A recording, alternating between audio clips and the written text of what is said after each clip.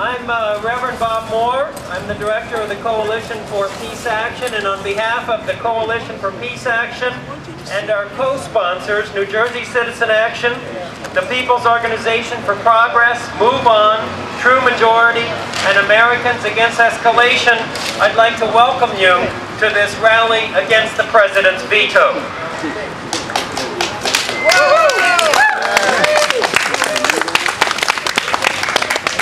We come together today to express our outrage at President's veto yesterday of a bill to truly change direction in Iraq and to begin to bring our troops home from that civil war quagmire. A profoundly undemocratic act in our system of representative government. Who does the President think he's representing when 2 out of 3 Americans say bring our troops home, and he does the opposite and escalates? Who is he representing? But we also come together to express our determination to keep pressing for real change in Iraq. Not only for bringing our troops home, but for fully engaging in diplomatic, political, and humanitarian rebuilding. This president seems to think there's only one way to relate to other countries and other people, and that's at the point of a gun. Well, Mr. President, we have a proud American tradition of engaging diplomatically and humanitarian and in the political realm, and that's what you need to be doing, Mr. President.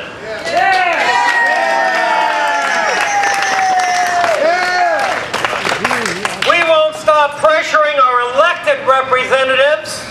They're supposed to represent us until the democratic will of the large majority of the American people, the latest poll showing 64%, nearly 2 out of 3 Americans want to end this war and bring our troops home, and we're not going to stop until we achieve that goal.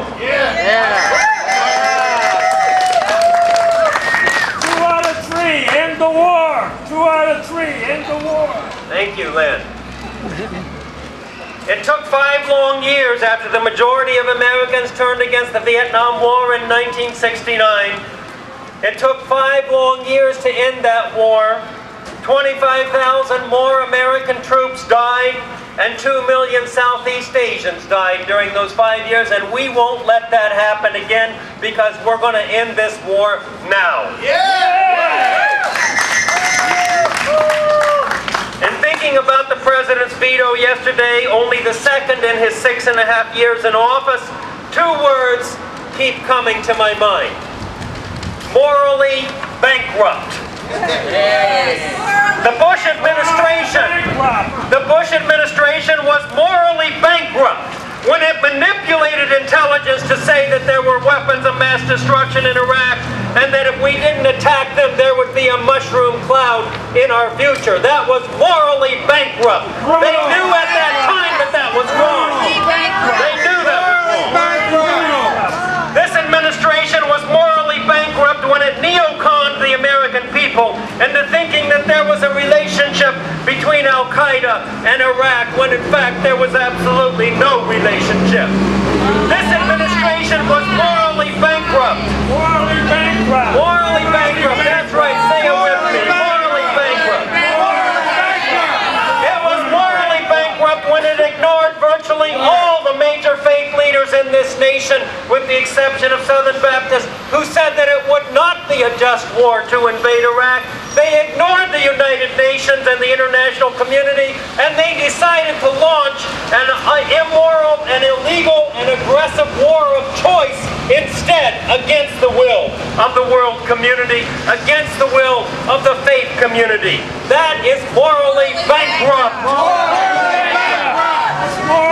It was morally bankrupt when it ignored the input of the Army Chief of Staff, who said that this war would require at least 300,000 U.S. troops for 10 years. Instead, they fired the Army Chief of Staff and announced mission accomplished 4 years ago. That's morally bankrupt.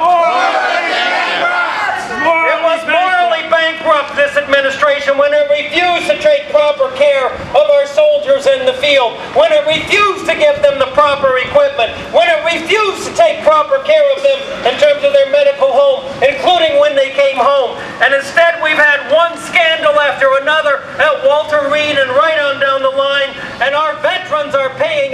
price, and that's morally bankrupt. Morally bankrupt! This administration was morally bankrupt when it justified torture and illegal wiretapping. And let me name names here. It was Alberto Gonzalez, our Attorney General, who did those things.